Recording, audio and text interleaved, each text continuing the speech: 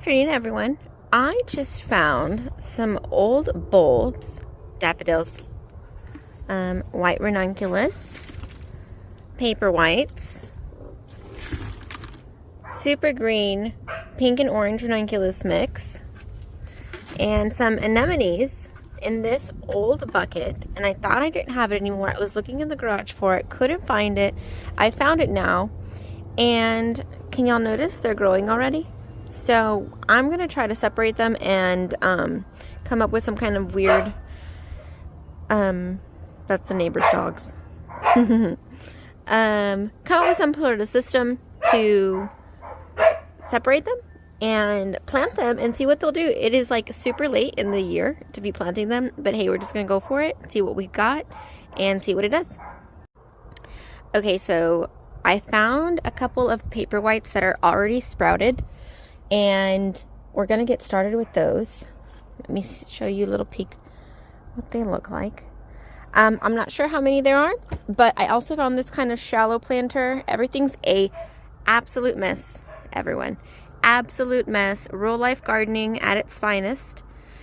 We redid our backyard just before Thanksgiving. It looks real nice. We'll talk about that in another video. But anyways, yes, this is the mess. I'm sure everyone can relate at one point or another. But let's get started with these Paperwhites.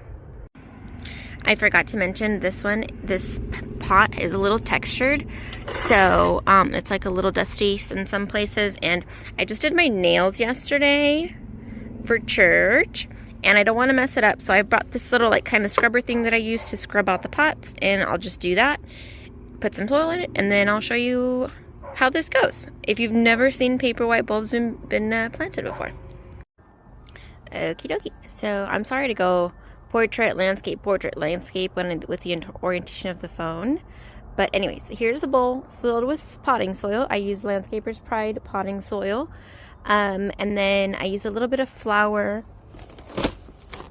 tone because I don't have bulb tone.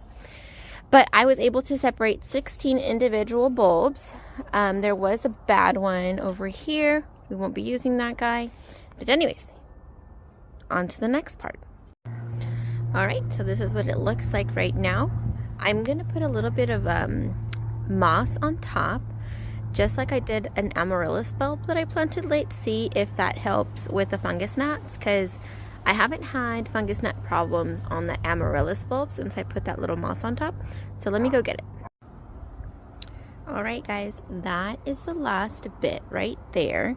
I ended up using the Spanish moss. I'm pretty sure I got that at like Home Depot or Walmart or somewhere a long time ago. It's been years, trust me. But what I meant to say was that is all, y'all. And I hope y'all have a great rest of your weekend.